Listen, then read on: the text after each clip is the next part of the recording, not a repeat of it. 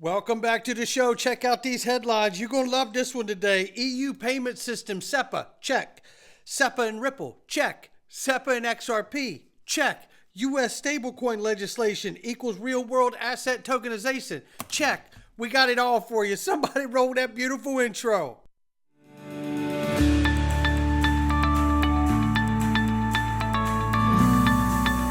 Digital Perspectives with Brad Kimes. Come on in.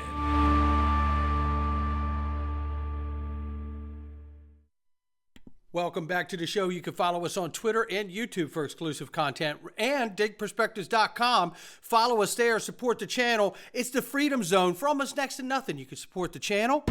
All this content you get for free. You got to hear me talk about sponsors and those things because I love them. I use them. I don't sell anything I don't use. I want you to understand that. And I always tell you when I'm selling as opposed to when I'm not. Be very leery of people out here that are pushing all these small pump and dump coins, especially in a time like this. Just be super careful. Be super careful about scams. Do not click on links in emails if you do not know who it's from. Just be very careful. I've been in this situation 7 years now, and with these bull runs and the market really starts moving, that's when scams can really, really get you because you're so excited and you're not really paying as much attention to what you're clicking on and reading. So just be very careful. I have suffered it too. I have fell victim to it myself. So just a common general reminder for all of us, a public service announcement, if you will. $2.72 trillion market cap for crypto. The market is off by 4.2%. But ask me if I'm worried. No, I'm not worried. If anything, I think I might be getting a little XRP today. I've been doing that a little bit at a time. And you know, I just got some Ripple private equity the other day. Took advantage of that with the little buy. They had you got XRP back. I can't remember what I got, like $1,000 or $2,000 worth of XRP back. It's super cool. But anyway, 68,200 plus for Bitcoin right now, 3,700 plus for Ethereum. Tether market cap 103.5 billion plus right now. Holy moly, that's a lot of money. And 63 cents for XRP. We're off by 6.5 on the 24-hour and almost flat on a 7-day. Let's look at the range of price as we're ranging now between 60 cents and 68 cents. We're at 63 cents according to Fiat Link. XRP Las Vegas is 48 days away, ladies and gentlemen.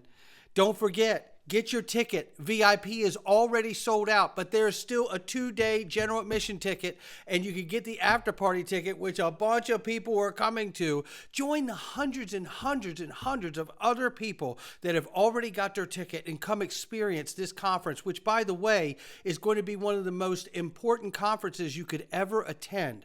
We are witnessing the greatest financial transition and paradigm shift in the history of mankind. And I absolutely believe that the XRP ledger and gold and tokenization are going to be a part of that process. And there is going to be incredible speakers like David Schwartz, Chris Giancarlo, the co-founder of the Digital Dollar Project, Perry Ann Boring from the Chamber of Digital Commerce, John Deaton, and so many others there to carry that conversation and give us all what we need to know about the ever-expanding XRP ledger and the new financial system. You can also get that Future of Digital Asset Benefit Dinner, which is a tax deduction, charitable donation. You can write it off in your taxes and have private dinner with Brad Garlinghouse and support the Chamber of Digital Commerce all in one fell swoop. And I've got a link right here built in. If you click the green button, you get a discounted room at MGM Grand, and you can stay on site. You can walk from your room to the conference hall just like that. It's amazing. So don't mess around. Get your tickets before it's gone. This is going to be an incredible opportunity. I want to show this here from Panos here, who's a real fan of my channel. Panos, I'm kidding. I think anybody that follows both of us knows that you are not a fan of my channel. But you know what? Nonetheless, I want to share this because I think I could shine a light with my speculation that you love so much. He's asking the question of Circle, how come no USDC or EuroC on the XRP ledger? And they say at this time, it just isn't happening, basically, right? And I say, as Ripple has had to run the regulator gauntlet because they were not given a free pass like Ethereum, they had to endure a 3-year lawsuit that is still active today I believe this is the same audit vetting process that Microsoft, Tesla, and Amazon all went through with the SEC as well, because they were sued too. You know, pay to play, just like a banana republic. Legal, legislative, regulatory clarity solves the why no smart contracts, why no stablecoin talk on the XRP ledger. It's the smartest thing from where I'm sitting that Ripple could have ever done to keep the regulators from waging more legal arguments against them in this case. That's just my opinion. But that's why I think there's no stablecoins and smart contracts. We'll see. Meanwhile, Ripple unveils a major update to the XRP ledger's decentralized ID, known as DID, and basically they found a little bug there, so they're going to fix that. We'll keep you up to date if there's anything else to learn from that. However, I want to turn our attention to this.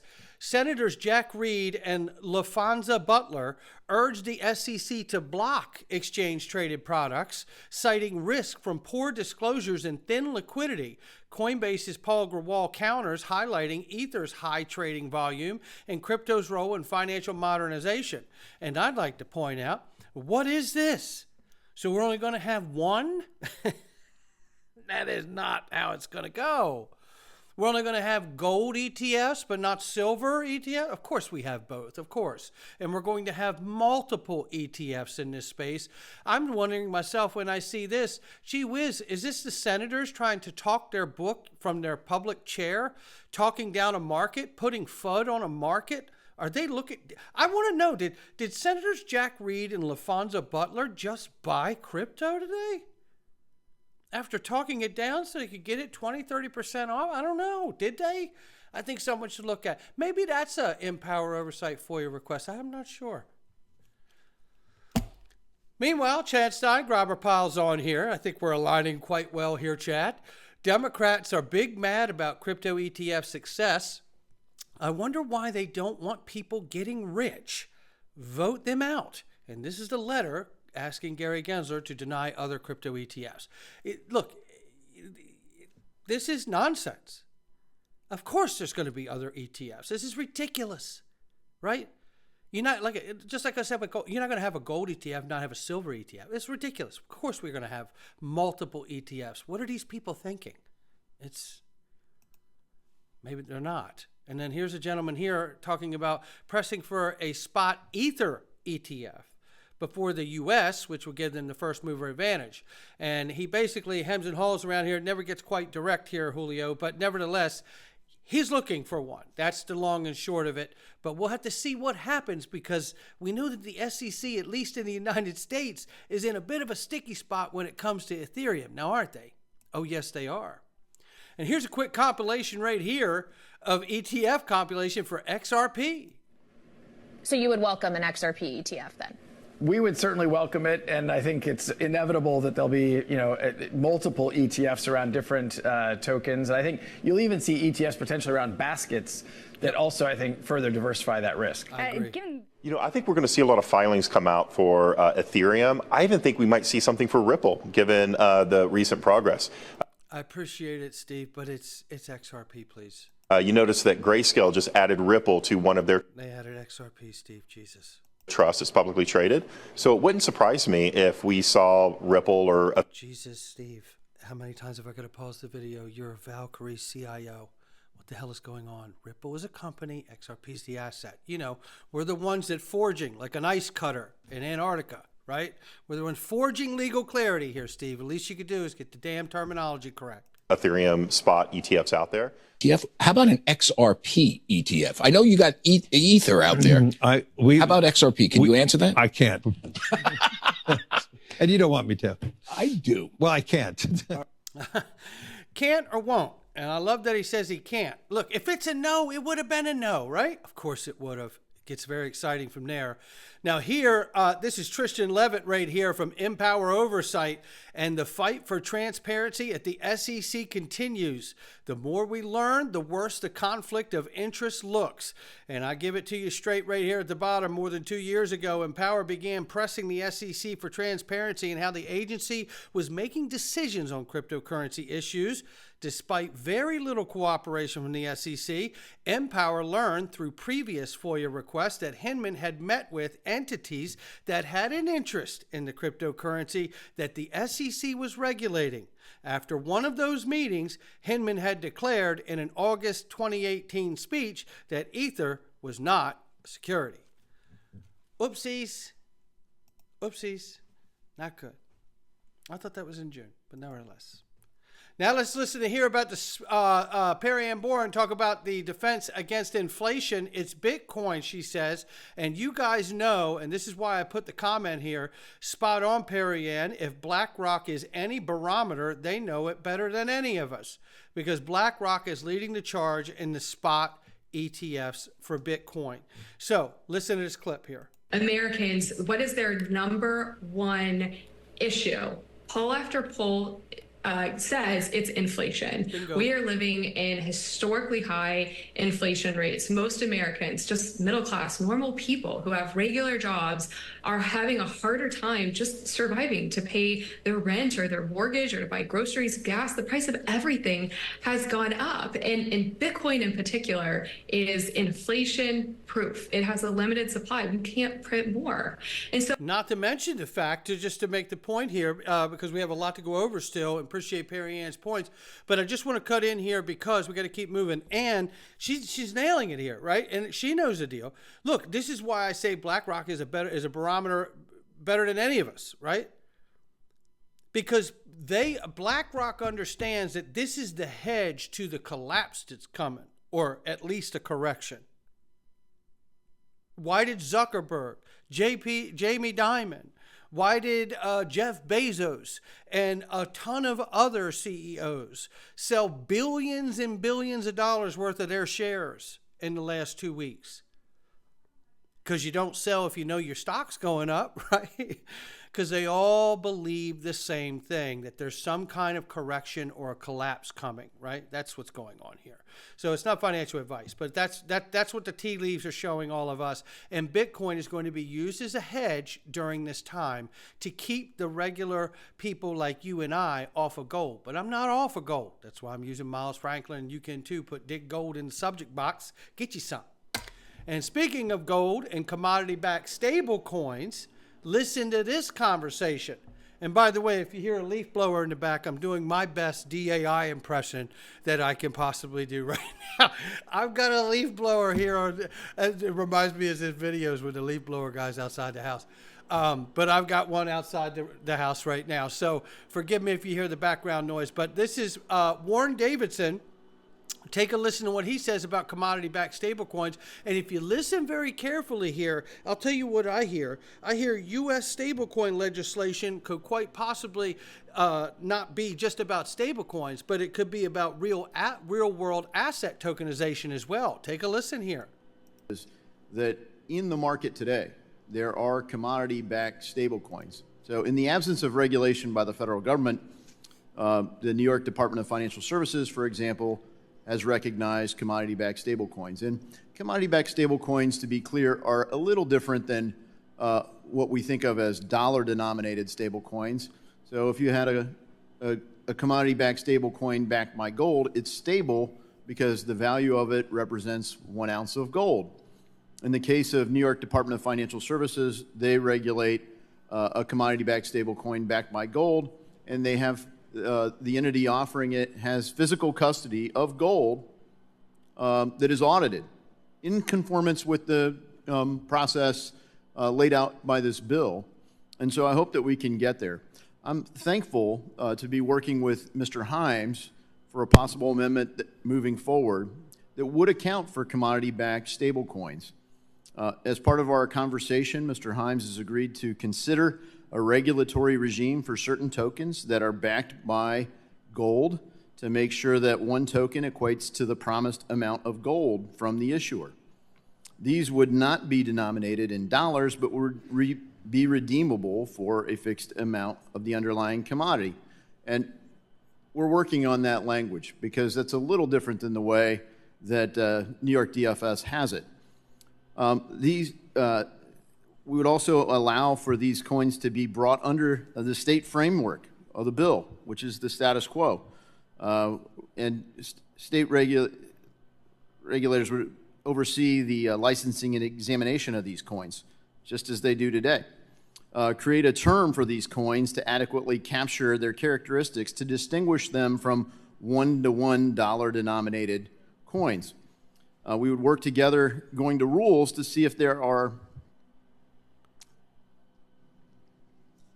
space for these tokens in the bill, and these would be transferable in the same manner as the payment stable coins that we are discussing today.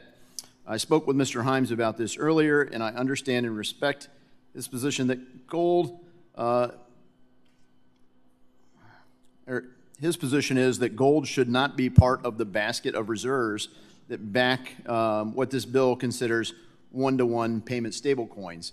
So the distinction would be captured by a phrase, something along the lines of a commodity-backed stablecoin, but the functionality would be the same. Hopefully that clarifies some misunderstandings. And that sounds a lot to me like you're coming up with ways to make sure. Listen, let's understand this. Stablecoin is a great way to move money instantly around the world. It's the money for the internet. Got it. Simple. Understand it. Commodity-backed stablecoins represents whatever that is backed by, right? Whether it's gold or oil, whatever. So if it's not gold, then imagine if it's a commodity like oil, right? Or imagine if that stablecoin tokenization is a commodity like a soft commodity, like that token represents corn or soybean or wheat. And if we're able to get that distinction in there, it sounds like to me what they've done inside the stablecoin legislation, that should be called the real world asset tokenization bill, right? This could get real big really quickly, guys. I'm telling you. I'm trying to be glass half full, but at the same time, I want to be measured. But if they get this right, it is a tokenization bill, not just a stablecoin act. Then a reminder here, the Tokenization Policy Summit here that Ripple's been putting on at Imperial College Business School. Look who else is hanging out and using resources there. The IMF. Yeah, using some of their educational material inside of this delivery Ripple's giving. You know, when you're a business and you're doing these things, you're not allowed to just arbitrarily just start putting other people's work inside of your presentations. This is collaborative, just like this is. You can see Ripple modernizing global payments infrastructure. Well, this infrastructure is going through a change this weekend, ladies and gentlemen. This weekend, Sunday, March 17th. So on March 18th, it is on the new ISO standard of 2019 version, which does have the digital coding asset language and all that with the payment messaging that goes with it, right? So I wanted to show that. Then show this here, XRP Labs and GateHub join forces, ramp for 14 assets using the XRP Ledger, have teamed up with more assets to the XRP Ledger. Between the XRP Ledger, support the networks such as SEPA, which is European Union's payment network, just like FedNow is here and what was FedWire, and SWIFT and Bitcoin and Ethereum. How about that? That's integration. That's interoperability, ladies and gentlemen, with the traditional payment system and a new one. And here's more evidence right here. The update this weekend for SEPA, such as Ripple, is new innovation of new infrastructure solutions which are replacing correspondent relationships. How about that? What else do we need to see? Price move? Of course we do. This here from Smoke. When this case is settled, this will give the seal of approval to central banks and other financial institutions to start using XRP through the XRP Ledger. There it is right there. I believe that. Now, I still believe they'll have to have the blessing of the OCC, the SEC, the CFPB, and respective agencies. But when that clarity comes, then it will be time for the nod of full approval and the green light from all of these agencies. No question about it. And let's take a look at where this old timeline from NTT Data Company, Everest, Where are we today? And this is from years ago. 2017, 2018, started covering all of this and found out about this timeline. And if we look at where we are between the 2020-25 window, we're at 2024, Ripple becomes the standard for international money transfers between banks. I think we're on target for that. And I think it's regulatory approval and legal clarity that becomes the switch that flips that everyone talks about. Interledger Protocol, which was donated and gifted to the W3C, which is the World Wide Web Consortium that oversees the standards and practices of the global internet. It was gifted to that organization, becomes the standard protocol for connecting banks' cash ledgers as a part of Ripple software. I see all of this right on target today. As slow as things feel and when the price is down, all of this appears to be exactly on point. This is what I'm seeing. Blockchain solutions between 25 and 30 for capital markets and trade finance emerge. R3 Corda, DAH, Fabric, etc. ILP Java becomes the interoperability standard for Hyperledger Foundation projects. And finally, blockchain distributed ledger solutions mature and all asset exchange networks become interoperable with ILP. How about that one? I think we're right on target, ladies and gentlemen. I hope you'll join us. Not financial advice from me or anyone else. We're going into the Freedom Zone right now, and we're getting into it, ladies and gentlemen. You're going to want to know about it. Hey, what's going on with the banks and your money? Well, we're going to go to Australia today, and we're going to show you how it's not really your money. And this applies, even though we're looking at Australia today, it applies to wherever you may live in the United States too. And we're going into the Freedom Zone to talk about it right now. Come on in. All